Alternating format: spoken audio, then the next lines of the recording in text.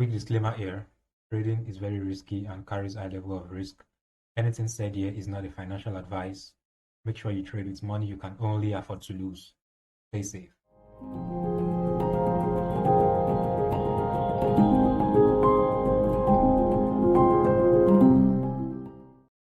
Hi everyone, in this new video we're going to be looking at where we stopped last week and see where we are right now and then analyze whatever we're expecting for the coming week.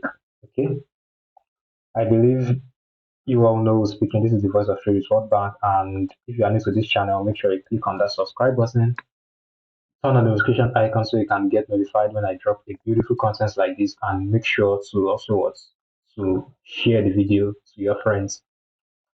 Now on GBPJPY, we stopped somewhere here last week. I was looking at these two supply zones, so let's quickly go back in time a little bit. Okay. 1, 2, 3, 4, 5. Yeah, over here. So last week I was looking at GBPJPY. I was talking about the liquidity over here, and then I was also talking about using the Fibonacci level, 0.618 and 0.7. So I believe you can all remember clearly now. So this one was around 0.618, but in a zone of liquidity, and then this one was very reasonable to take a sell from because it's on 0.786 Fibonacci level.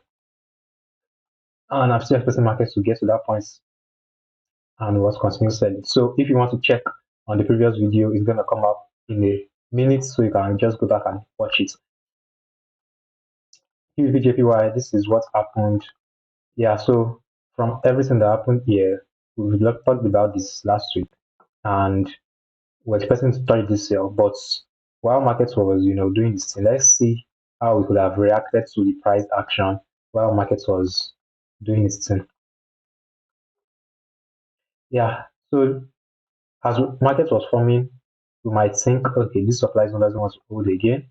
Then we have new supply zones that are formed here, and they are confirmed because of the multiple breakup structures we have there and there.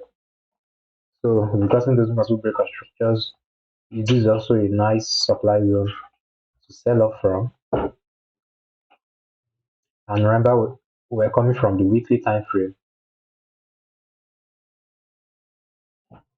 And so now the weekly time frame is kind of unclear, it's kind of tricky, but nonetheless, the only demand zone on this weekly time frame is still here. So probably market wants to sell into that demand zone before it continues this overall uptrend. So let's go to the daily time frame to check for more zones. Yeah, on daily time frame to see the same thing.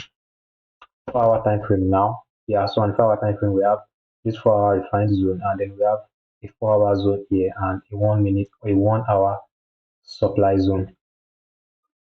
So let's see how these zones are going to actually play out. And okay, so we mitigated this supply zone over here. I wouldn't want to use the supply zone again because I have an extreme supply zone at the top, so I would ignore that. Okay, mitigating the supply zone now. Let's just use 5 minutes for the confirmation entry.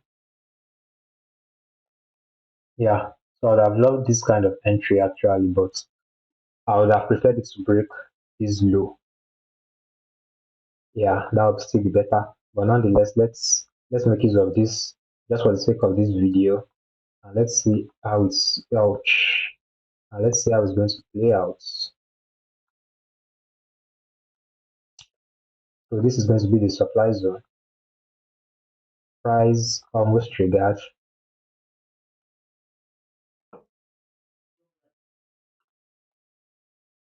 Stop loss somewhere there. And yeah, this is 50 already. So let's see. And see this one didn't play out the way I wanted it to have played out. I would have waited for a more reasonable break of structure over here if I was to actually enter that trade. But I was just looking at this minor break of structure we had, and then okay, so where's the next supply zone? This is the next supply zone. Yeah, this is the next supply zone. Okay, broke through immediately and probably heading for our supply zone of last week. Yeah, so let's just jump into the 5 minutes again. I'm using 5 minutes for the sake of this video. And yeah, we have a break of structure here. At least this is a better break of structure. Just like I was expecting on the previous structure we took a loss from right now. Break of structure below, and this will be my 5 minutes point of entry. Yes,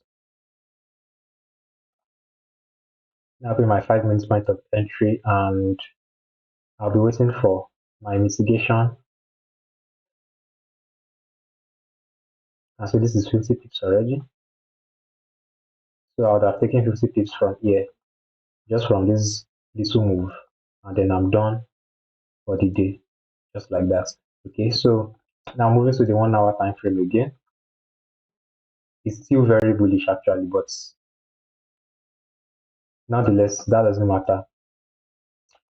So we got another break of structure on the 1 hour time frame over here. Nice. We broke this low over there. And then I'm expecting the mitigation into that 1 hour supply zone, just like that. And then my 5 minutes entry will be somewhere there. Look at this imbalance over here. So I'll just use this. Yeah, I'll be using that imbalance as my entry points. And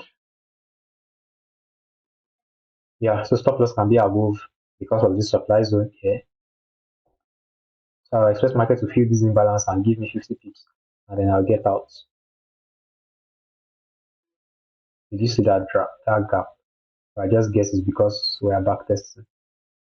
Okay, so market left without mitigating the supply zone, and it left us, but nonetheless, it's fine. So let's go back to our 1 hour time frame and see how we could have entered markets more. Yeah, we also have another supply zone over here. We have another supply zone from there. Okay, didn't tap nicely into it, and that's where market is right now. So we have a nice supply zone over here on the 1 hour time frame. And so from last week analysis, you could have taken 50 pips out of this beautiful trade, just like that. And you should know that 50 pips in this market is no small thing. And yeah, so I'm still expecting my extreme zones from last week to still hold. Yeah, most especially the 0.78 Fibonacci level zone. And yeah, so this is what I'm expecting for GBP JPY. A sell from here or this extreme supply. Okay, and then we also have this change of characters to the upside over here, but this will be another thing to deal with when market gets into this demand zone. So I have the supply zone here. For me, I'm actually bearish on GG. Okay, I'm actually bearish on GG. Let me delete all the drawings I have here. Let me leave the most recent ones. My chart can look at least clean enough for next week. So this is what I'm expecting on GBP JPY. Okay, now let's move to the next pair, Euro USD. Euro USD last week, nothing much. One, two, three, four, five. Yeah. So I think I was looking at a buy from this demand, but as you can see, it was it's a very extreme demand. So you would probably wait for another maybe 30 minutes break of structure or 15 minutes break of structure or even 1 hour break of structure before you can take a buy from this extreme demand level. And without giving you those kind of confirmations, you can continue going for the sales.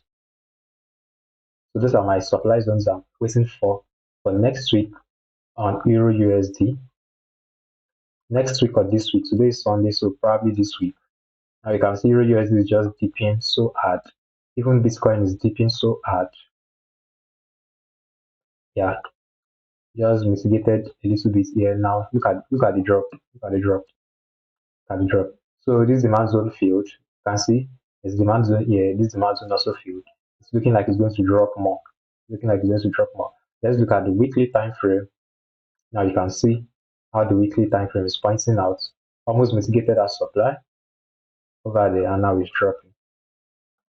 So I have my key levels at 11,000. So I'm expecting BTC to at least dip to 11,000 before we get a bounce back. Okay, that is what I'm expecting for now. And I've been saying this for more than 2 months to my students. BTC is going to get to 11K, but let's still see, it's not something that will happen in a day, just little by little. Okay, we're not here for BTC. Let's go back to what we're talking about. Look at Euro USD to look at the drop.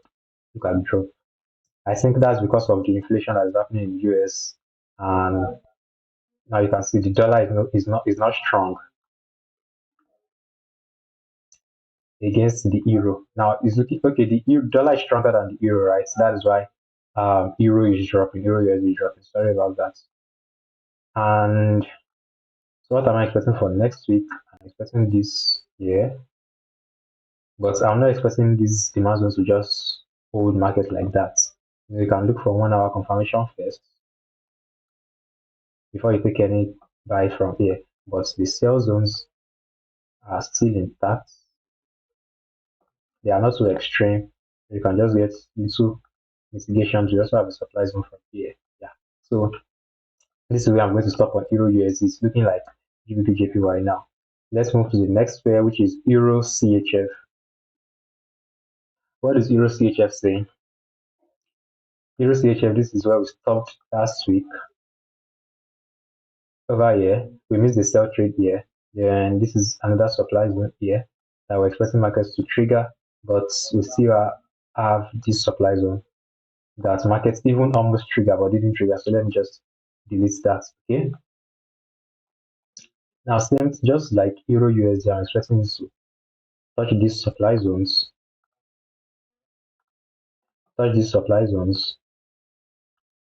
and yeah, we have two supply zones over there. This is what I'm expecting. So let's look at the weekly time frame.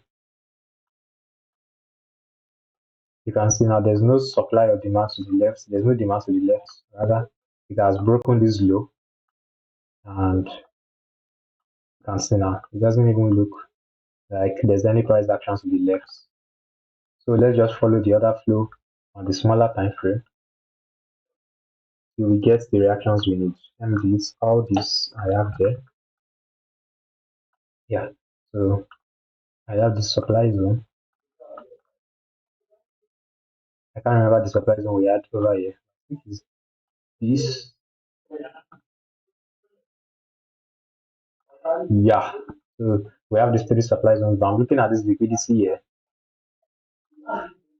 for making this supply zone more valid. You understand? So let's look at Fibonacci. Let's look at Fibonacci. Let's use this eye. Okay? Let's use this eye. Yeah. So this is the eye, almost at 0.7, and it's an extreme zone. So it's a good zone for taking sell positions. Okay. Good zone for this taking sell positions. Yeah, I think that is all I have on Euro CHF, Euro USD, and GBP JPY. Okay, let's take a quick dive into volatility index, and we'll stop there. Yeah, some people might ask me why I stopped trading volatility index. I stopped trading volatility index when I found out about gold. But let's quickly analyze volatility index before I tell you a little bit story over here. Okay, supply zone mitigated nicely, and we have new supply zones to work with. So if you have a seasoned index trader, you wouldn't want to miss out on these supply zones we have here on volatility 75 index. So I'll be analyzing just volatility 75 index and volatility 75 1S index because I love those two pairs so much. Yeah, so one is bullish, one is bearish. But nonetheless, don't forget the supply zone here, just for a change of character. So you have to wait for a break of structure. You don't want to jump in yet. This is just a change of character because it's a very big uptrend, and then this is the first break of structure, so it's a change of character. So to confirm this sell, you have to wait for another break of structure or if it breaks above this supply zone, you continue looking for buy levels, demand levels, and the likes to continue the uptrend. Okay, so this is where I'll stop on volatility index. I'll prefer this demand zone, but when you're taking the supply zone, never forget, wait for what? Wait for a break of structure before you look for your entries. So why I stopped trading volatility index was because first of all, analysis was not so easy. I have to come to volatility. I have to come to this website to, and I really don't like stress. Then secondly, MC5, when I analyze, sometimes it just disappear, and all my analysis is clean, has cleaned away, and whenever I want to, like just quickly, unlike MC4, unlike TradingView now, whenever I just come into this place, everything is still intact, everything is still saved, and then I'm done. You understand? But for volatility index, I have to really analyze again and start like all over again. So it's kind of tiring. That is one. And then secondly, yeah, I just explained that I'll be using different apps. Most of my accounts are on MT4, MT4, MT4. So going to MT5, I have to start searching for MT5. Sometimes I wouldn't take a trade and I would have forgotten about the trade that I took on volatility index. So it's kind of not like my style of trading. Had it been it was on MT4 and then it was on TradingView, I'll still be trading it. But probably I'll get back when I'm used to it again in the next few months. Then secondly is that since the only thing that volatility index is good is because of the weekend trading. Market is moving right now, and and the likes. But when I found out about gold, I found out like okay, gold is actually still very very nice. Also, obey structured and also very volatile.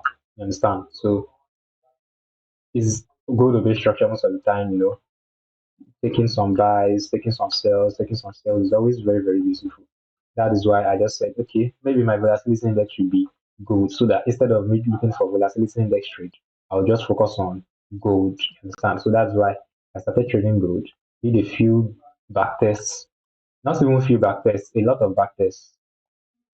Understand? So I took a lot of back tests and is doing the most. Okay.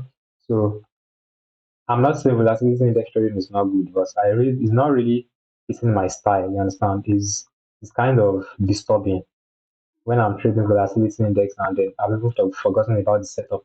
And then when I even go to check the setup, everything has disappeared. So it's kind of tiring. And, when MT4 is there, just trade in the day and then you are good. But like I said, I might still come back to volatility index when I've gotten the hang around it, or maybe I would look for a MT5 Forex broker. You understand? So I'll look for a MT5 Forex broker that uses MT5. Probably Antec does MT5, but I'll open an MT5 account and transfer my funds to MT5. So I'll be used to MT5, that kind of stuff. So that will be all for now. I believe you've learned something. And then if you are new to this channel, make sure you hit that subscribe button. Make sure you hit the like button. It really, really helps the algorithm. And make sure you share with your friends. Give me a comment in the comment section if you have a question or if you have something beautiful to say. Peace, guys. I'm out.